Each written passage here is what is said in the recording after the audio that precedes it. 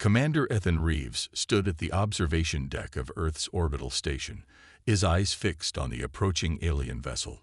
Its sleek, silvery hull reflected the distant sunlight as it moved with a grace that defied its massive size. Today marked humanity's first official contact with the Galactic Council, and Ethan's palms were sweaty inside his formal uniform gloves. "They're early," said Lisa Hartman, who stood beside him. As Earth's senior ambassador, she looked calm, but Ethan noticed how tightly she gripped her data tablet.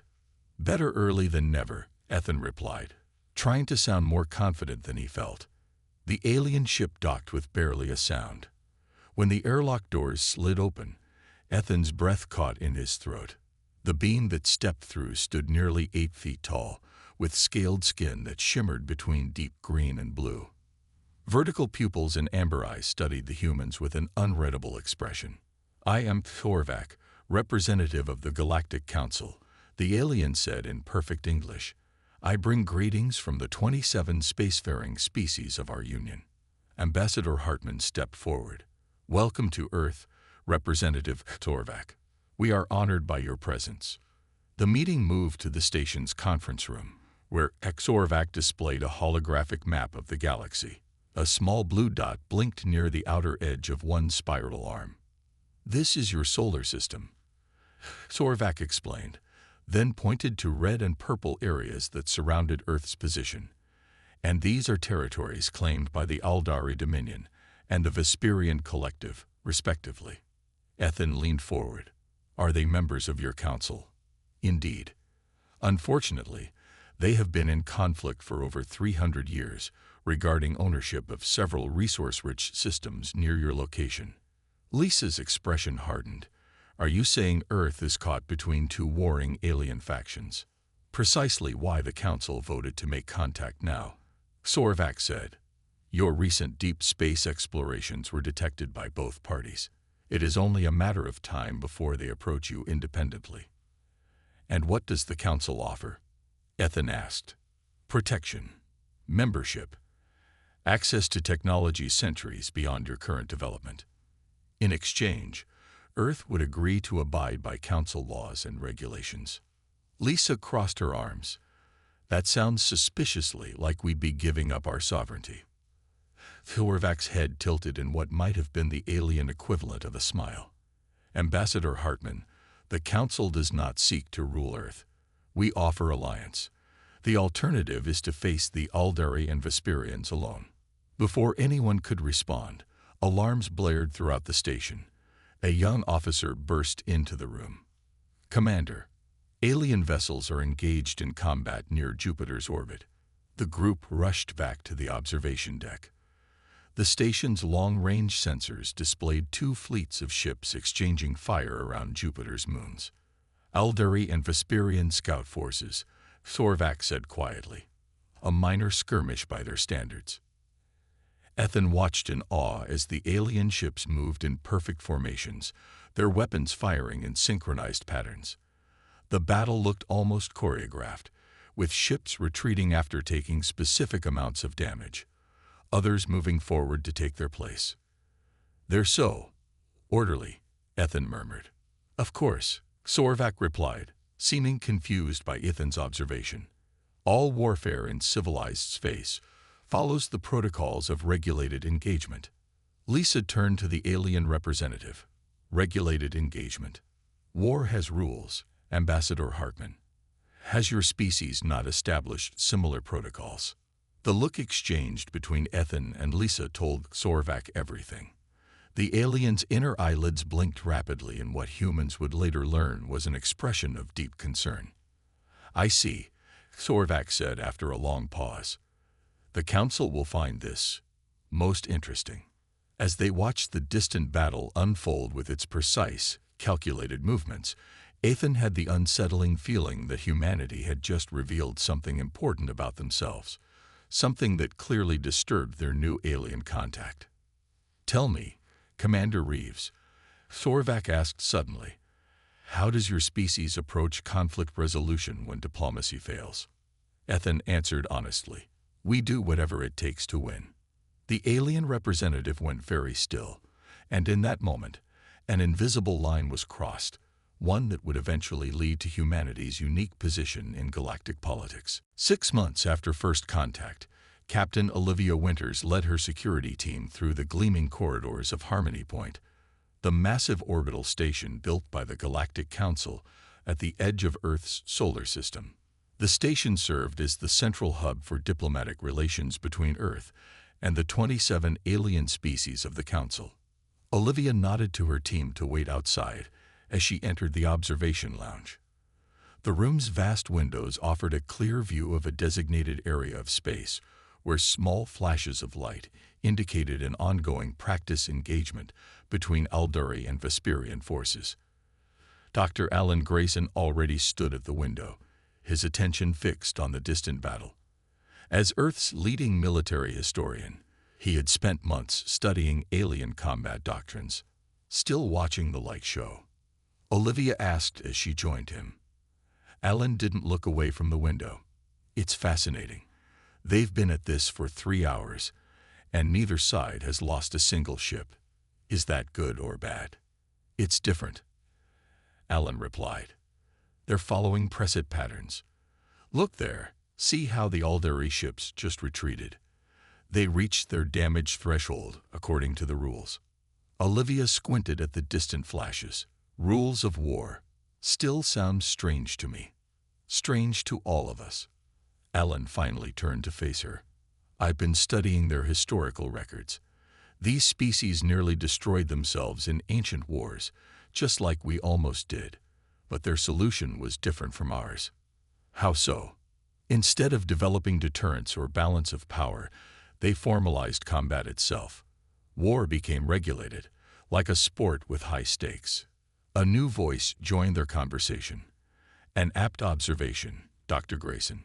They turned to find Sorvak approaching, the tall reptilian's movements fluid despite the station's artificial gravity.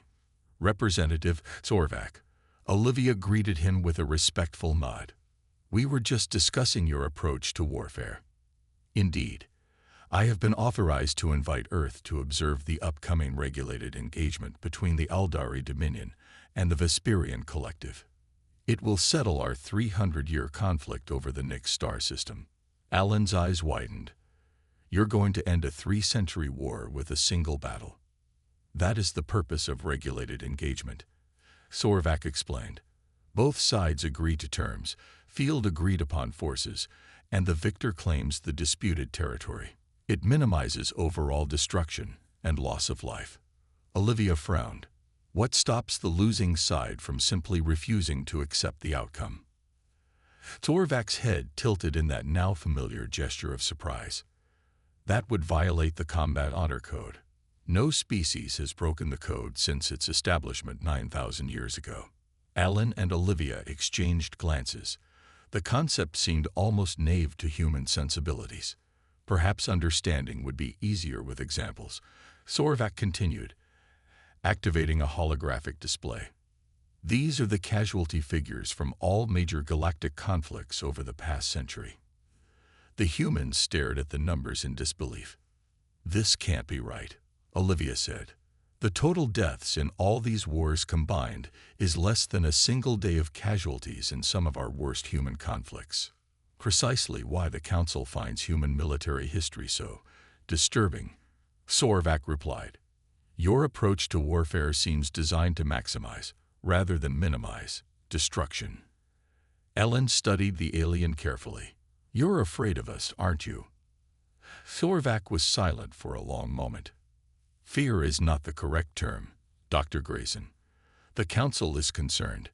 Your species possesses something we have worked millennia to eliminate from our own psyches. And what's that? Olivia asked. Combat efficiency unbounded by ritual or restraint. Sorvak's vertical pupils narrowed. In our simulations, we found that even with technological parity, human tactics would produce casualty rates that our species would find morally unacceptable.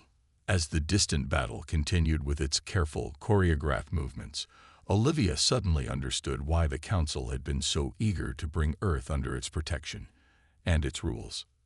We're not being welcomed as equals, she said quietly to Ellen when Sorvak left to greet other observers. "We're being contained." Ellen nodded grimly.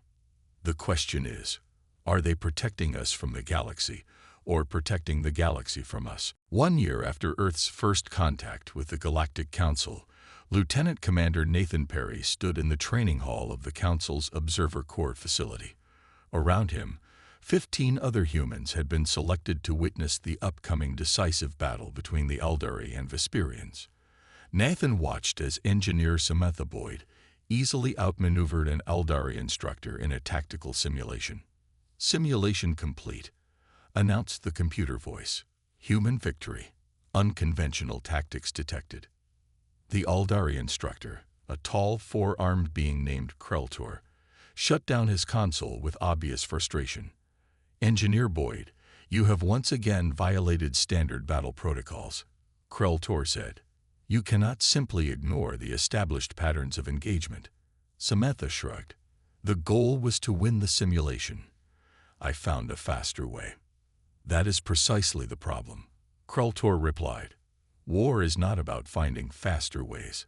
It is about following the proper procedures that minimize loss of life while establishing dominance." Nathan stepped forward. "With respect, instructor, human military history developed differently. We value adaptability and creative problem-solving." Kreltor's four hands made a complex gesture that the humans had learned meant deep concern. "This is why your presence as observers troubles many on the Council. Your species views combat as a puzzle to be solved rather than a ritual to be honored." Later, in the station's dining area, Nathan found himself sitting with Kreltor. The Eldari seemed to have calmed down from the earlier training session. "May I ask you something about your conflict with the Vesperians?" Nathan asked. "What exactly started a war that's lasted 300 years? Kreltor sipped a purple liquid from his cup. "The Nix star system contains 17 planets rich in rare minerals. Both our civilizations claimed it for mining rights.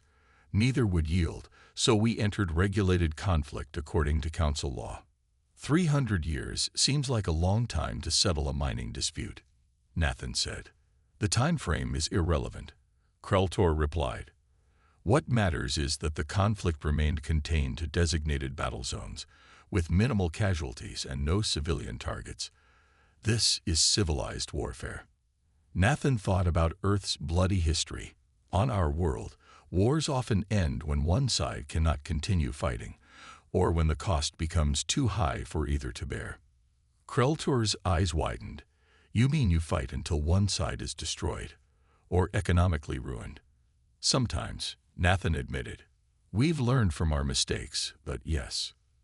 The Eldari pushed his food away, appetite seemingly gone. "How many died in your last global conflict?" When Nathan told him the estimated casualty figures from World War II, Kreltor went very still.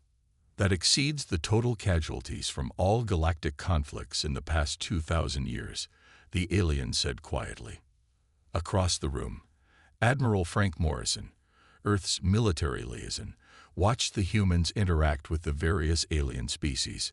He noticed how the aliens reacted whenever humans suggested alternatives to their combat protocols, with everything from confusion to horror.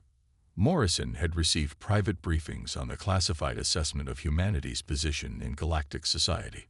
The report's conclusion troubled him deeply. Humans were fundamentally incompatible with how the rest of the galaxy conducted warfare. The Admiral approached Samantha, who was reviewing battle simulations on her tablet. "Engineer Boyd, walk with me," he said quietly.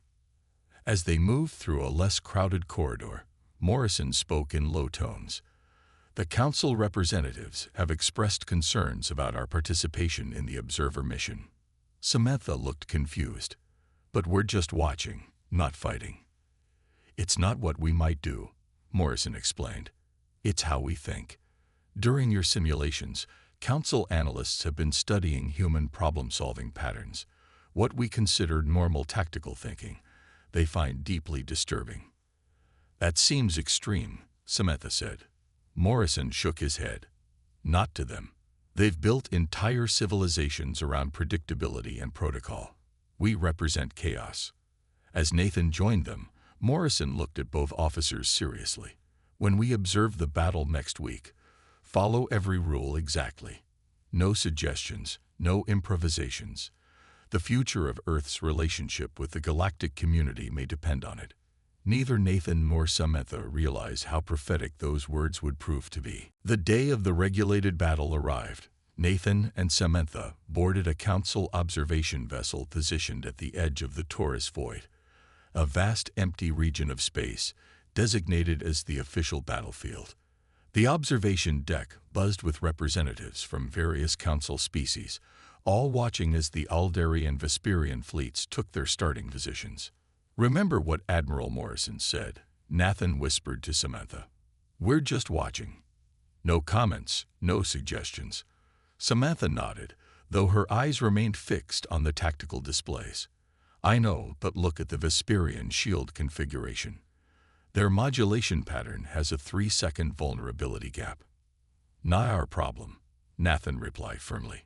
The battle began with a precisely timed exchange of fire. The human observers watched as the alien ships maneuvered in formations that seemed almost like a dance. Each side followed predetermined patterns, retreating when specific damage thresholds were reached, advancing when tactical advantages appeared. "This isn't war," Samantha muttered. "It's a chess match." A council elder named Zixran overheard her comment. "Indeed, Engineer Boyd. Conflict resolution through strategic thinking, rather than brute force, is the mark of an advanced civilization." Nathan was about to respond when the ship's sensors detected something unexpected. A massive asteroid, nearly 3 miles wide, was drifting rapidly into the battlefield. It had been hidden behind a gas cloud and was now on a collision course with both fleets. "Alert the combatants," ordered the captain of the observation vessel. "By protocol, we cannot," Zixran replied. "Interference in a regulated engagement is forbidden. The battle must be postponed and rescheduled." "But that will take weeks of preparation," Nathan said, "and both fleets will be hit before they can fully retreat." The alien representatives began a formal discussion about the proper procedures for battle postponement. Nathan glanced at the tactical display. At their current speed, the asteroid would strike in less than 30 minutes. "This is ridiculous," Samantha whispered. "Both fleets could be crippled while they follow protocol." Nathan looked at the observation vessel's shuttle bay. "There's mining equipment on that shuttle. The Earth delegation brought it to show council engineers." "The mining charges," Samantha said, immediately understanding. "We could break up the asteroid." "Against direct orders." Their eyes met, and without another word, they moved toward the shuttle bay. An alien security officer tried to stop them. "Humans, where are you going? The discussion is not complete." "Bathroom," Nathan said quickly. "Human biology. Very urgent." The confused alien let them pass. Minutes later, the observation vessel's alarms blared as a shuttle launched without authorization. On the bridge, Zixran watched in horror. "What are they doing? This violates every protocol of non-interference." The small shuttle raced toward the asteroid, dodging debris. Inside, Nathan piloted while Samantha prepared the mining charges. "We'll need to place them at these structural weak points," she said, marking locations on a scan. "It should break the asteroid into pieces small enough to avoid major damage to the fleets." "We'll only get one pass," Nathan replied. "Make it count." The shuttle swooped close to the asteroid's surface. Samantha deployed the charges with precision, despite having to adapt equipment meant for Earth mining operations. "Charges set. Get us out of here." The shuttle accelerated away as the charges detonated. The asteroid broke apart, its fragments scattering in a pattern that largely avoided both fleets. Some smaller pieces struck ships, but caused only minor damage compared to what would have happened. When they returned to the observation vessel, Nathan and Samantha were immediately detained. The alien representatives stared at them, with expressions ranging from shock to outrage. "Do you realize what you've done?" Zixran asked, his voice trembling. "You've interfered in a regulated engagement. This has not happened in 9,000 years of galactic history." "We saved lives," Samantha replied firmly.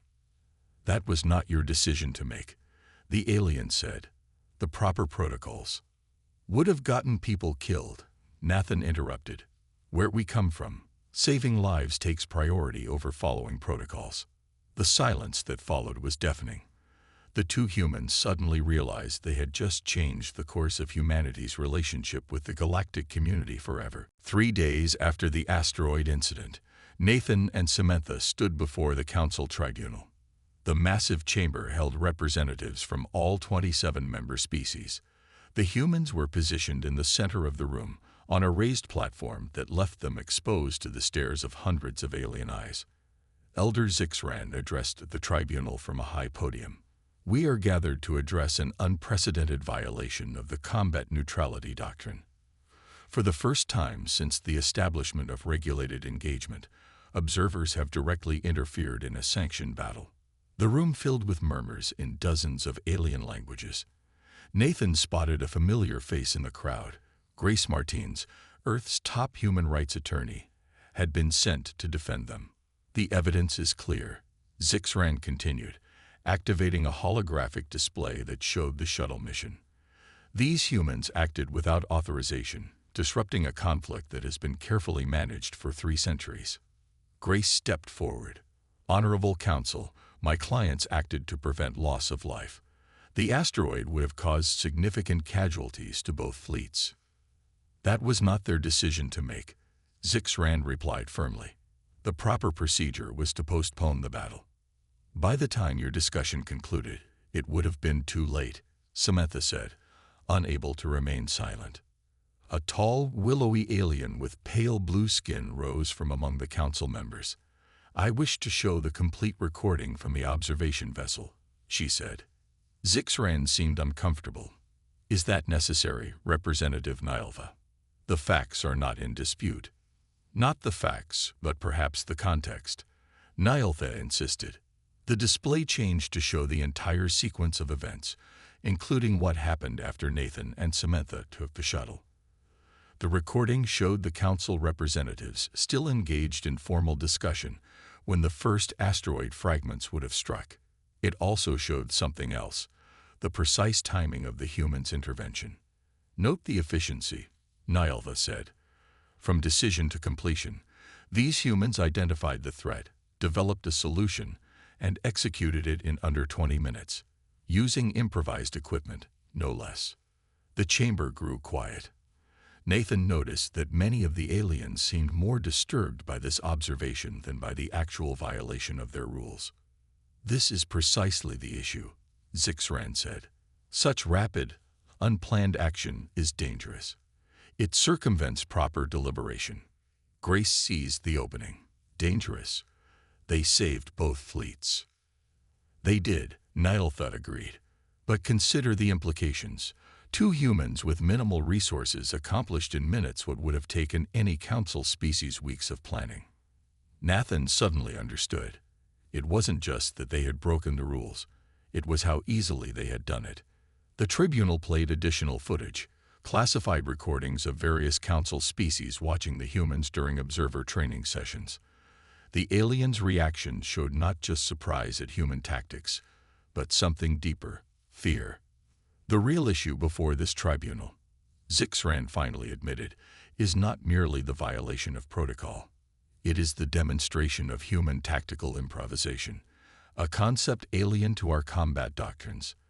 This capacity poses fundamental questions about humanity's compatibility with galactic society." Samantha looked at Nathan, realization dawning. "They're not angry at us for breaking the rules," she whispered. "They're scared of how good we are at it." A new recording played, a simulation of what would have happened if the asteroid had hit the fleets. The resulting destruction would have been massive, with thousands of casualties. Grace pointed to the simulation. "Members of the tribunal, judge my clients by the results of their actions, not by their methods. They saved lives." "That is precisely what concerns us," replied Zixran. "Humans appear willing to ignore any established rule if they believe the outcome justifies it. This unpredictability makes you potentially dangerous allies and terrifying enemies." The chamber fell silent as the council members exchanged glances. Nathan felt the weight of their stares and understood that more than just their individual fates was being decided. The entire future relationship between humanity and the galactic community hung in the balance. "The tribunal will recess to deliberate," Zixran announced. As the aliens filed out, Nathan realized that whatever the verdict, humanity had already been judged, not for their violation, but for their capability. While Nathan and Samantha awaited the tribunal's decision, the Galactic Security Council conducted a thorough assessment of human military history and capabilities. In a secure chamber deep within Harmony Point Station, Chief Analyst Daniel Keegan and military historian Julia Moss provided Earth's military archives to the alien researchers. "We believe transparency is the best approach," Daniel explained as he transferred the files. "Earth has nothing to hide." The alien analysts worked in silence, their expressions growing increasingly troubled as they reviewed humanity's long history of warfare. Julia noticed their reactions to certain historical periods. "You seem particularly disturbed by our world wars," she observed. The lead analyst, a thin, gray-skinned being named Trell, looked up from the data. "It is not just the scale of destruction that concerns us, but the speed of your tactical evolution. Your species went from primitive flight to nuclear weapons in less than 50 years. Such rapid development is unprecedented." "Necessity drives innovation," Julia replied. "When survival is at stake, humans tend to get creative." "That is precisely what alarms us," Trell said. "Your creativity in combat situations exceeds anything in our records." In another section of the station, advanced AI systems ran simulations comparing human tactical approaches to those of Council species. The results made the alien observers visibly uncomfortable. "This cannot be accurate," one of them said, staring at the projection. "Run it again with different parameters." The simulation repeated with the same outcome. A single human battalion, using galactic-level technology, but human tactics, defeated forces 10 times their size from various Council species. The simulation highlighted the key difference: human unpredictability and willingness to take calculated risks that other species would consider reckless. Daniel was shown the results. "What did you expect? Our entire military training focuses on adaptability and quick decision-making in chaotic situations. What you consider basic training took other species millennia to develop, if they developed it at all," Trell explained. "Most chose to eliminate such tendencies in favor of predictability and minimal casualties." Meanwhile, in a closed council session, high-ranking representatives reviewed Earth's technological progress. "From primitive flight to space travel in less than a century," noted one elder, their voice tinged with awe and fear. "If given access to our technology, the implications are concerning," another agreed. "Their pattern of development suggests they would rapidly adapt our weapon systems, possibly in ways we have not considered." Admiral Frank Morrison was invited to address this special session.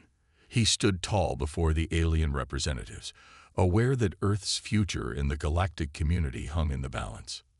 "Members of the Council," he began, "I understand your concerns about humanity's approach to conflict resolution. But consider this: our history has taught us harsh lessons. We've learned from our mistakes." "Have you?" asked a Council elder. "Our analysis suggests that humans have simply become more efficient at warfare, not more reluctant to engage in it." "We value peace," Morrison insisted.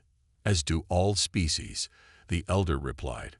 "But when peace fails, your instinctive response troubles us. You do not see war as an extension of diplomacy, but as a problem to be solved by any means necessary." "Is that not logical?" Morrison asked. "Logic is not the issue, Admiral. It is the implications. In our simulations, we discovered that humans possess what we call tactical intuition, the ability to identify and exploit weaknesses almost instantly without formal analysis." Morrison nodded slowly. "We call it thinking on your feet. A simple phrase for a terrifying concept," the elder said. What your two officers did with the asteroid, identifying the threat, developing a solution, and executing it in minutes, would have required days of planning for most Council species. As the session concluded, Morrison realized the true nature of the Council's fear. It wasn't that humans might lose in galactic conflict, it was that they might win, and in doing so, fundamentally change the nature of warfare that had remained stable for thousands of years. The Council had reached a decision about humanity, one that would alter the course of Earth's future among the stars. 1 week after the tribunal began, representatives from all Council species gathered in the Grand Assembly Hall. Earth's delegation, led by President Caroline Dawson and General Eric Blackwood, took their seats in the front row. Nathan and Samantha stood on a platform in the center, still technically in custody, but no longer treated as criminals. Elder Zixran rose to address the assembly. After careful consideration, the Council has reached an unanimous decision regarding the status of humanity within our community. The vast chamber fell silent. President Dawson leaned forward, her face tense. The Council hereby issues the Sapient Combat Restriction Decree, Zixran announced. From this day forward, humans are banned from participating in any form of galactic warfare. Murmurs rippled through the assembly. General Blackwood stood up, his face flushed with anger. "This is outrageous," he protested. "You're leaving Earth defenseless and treating us as second-class citizens." "You misunderstand," Zixran replied calmly. "This is not punishment. The decree comes with unprecedented protections. Earth will receive the highest level of galactic security guarantee, with multiple species pledging to defend your world should any threat arise." President Dawson frowned. "Why would you offer us protection while simultaneously restricting our ability to defend ourselves?" "Because our fear is not that humans would lose in galactic conflict," Zixran said. "It is that you would win and fundamentally change the nature of warfare forever." A hush fell over the assembly as the implications of this statement sank in.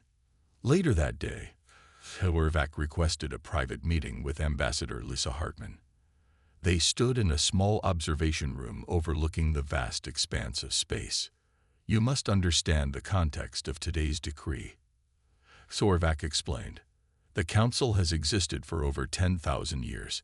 In that time, we have developed a system where war is a regulated extension of diplomacy." "But war isn't diplomacy," Lisa argued. "It's survival."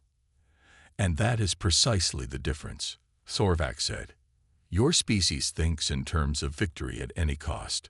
To us, war is a formalized process with rules that minimize suffering. Your approach would destroy millennia of progress." Lisa crossed her arms. "So we're banned because we're too good at fighting. You are banned because you would change the rules of a game that has kept the peace among 27 diverse species. Consider what happened when Nathan and Samantha faced the asteroid threat. They immediately sought a solution outside the established protocols. They saved lives. Yes, and in doing so, demonstrated why humanity terrifies the Council. Two humans with minimal resources accomplished what would have required extensive planning for any other species." Sorvac's voice lowered.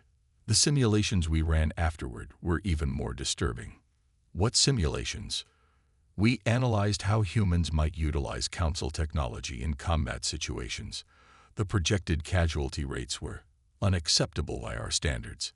As Lisa processed this information, a notification appeared on her tablet. Several previously aggressive species had withdrawn territorial claims near Earth's space. The message included a confidential note. "Following review of human combat assessment." Understanding dawned on her face. "They're afraid of us. Respect and fear are close cousins, Ambassador Hartman." Sorvac replied. "The combat ban is publicly portrayed as a restriction, but many Council species view it as self-preservation." Meanwhile, Nathan and Samantha were officially pardoned for their actions and welcomed as heroes by the Earth delegation. As they prepared to return home, Kreltor, the Aldari tactical officer, approached them.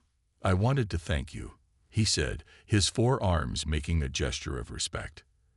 Your intervention saved many Aldari lives, and Vesperian lives, Samantha pointed out.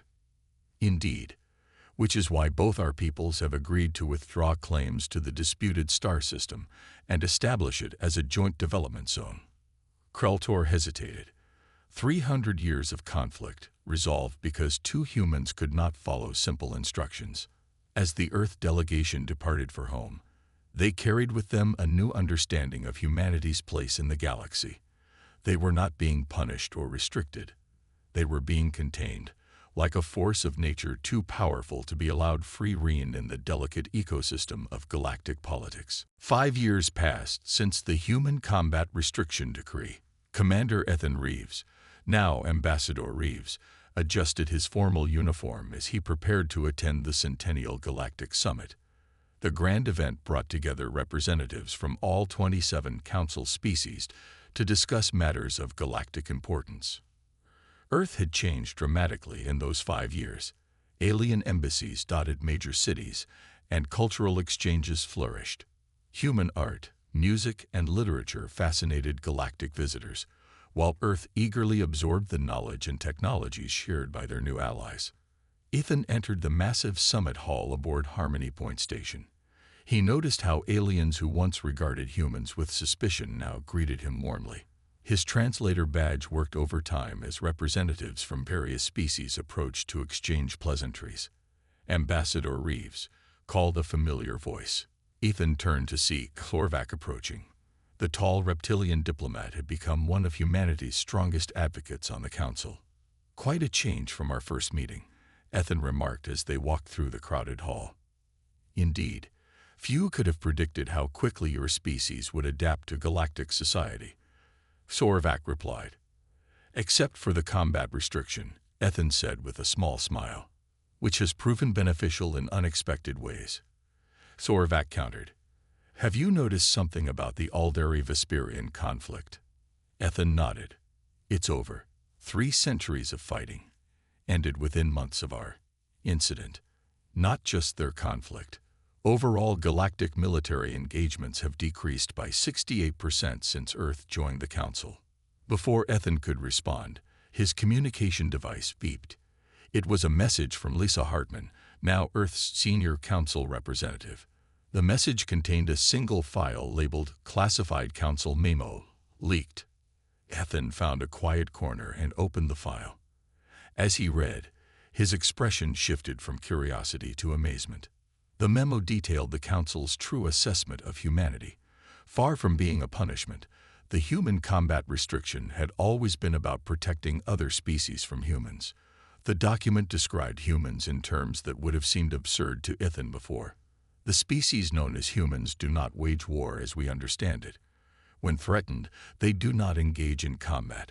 They solve problems with an efficiency that borders on the terrifying. Their restriction from combat is not their punishment. It is our salvation. Later that day, Ethan met with Lisa in her private office overlooking the vast station docks. "Did you read it?" she asked without preamble. "I did. Hard to believe they're talking about us," Ethan replied. Lisa brought up a holographic display showing a map of known space. "Notice anything different from 5 years ago?" Ethan studied the map.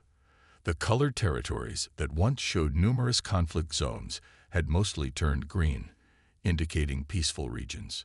"The Nix system dispute is resolved. The Jorvan border war ended. Even the Proxima rebellion settled peacefully," he noted. "All after human negotiators got involved," Lisa explained. "The Council has been quietly sending humans to mediate their most difficult conflicts. Because we're good negotiators." Lisa laughed softly. "Because everyone knows what happens if negotiations fail. Humans might be allowed to solve the problem their way. No one wants that. So we're the galactic boogeymen. Behave or the humans will come." Essentially, our reputation as problem solvers has become our greatest diplomatic asset. The combat ban wasn't about keeping us out of wars. It was about creating the perception that unleashing humans would be a last resort. As the summit's opening ceremony began, Ethan watched representatives from species that had warred for centuries sitting peacefully together. A new amendment to the Council Charter was being voted on, a measure that would formalize humanity's role as official mediators in major conflicts. Ethan found himself standing next to Nathan and Samantha, both now senior diplomatic advisors. They watched as the vote passed unanimously. The asteroid incident changed everything. Samantha said quietly, "We broke their rules, and instead of punishing us, they built new rules around us." Nathan nodded, banned from fighting their wars, but now essential to preventing them. "I think I prefer this role." As the ceremony concluded, Ethan reflected on humanity's strange journey. In seeking to contain what they feared most about humans, the Council had inadvertently helped humanity bring its greatest strength to the galactic community, not their capacity for violence, but their relentless drive to solve problems, no matter how impossible they seemed.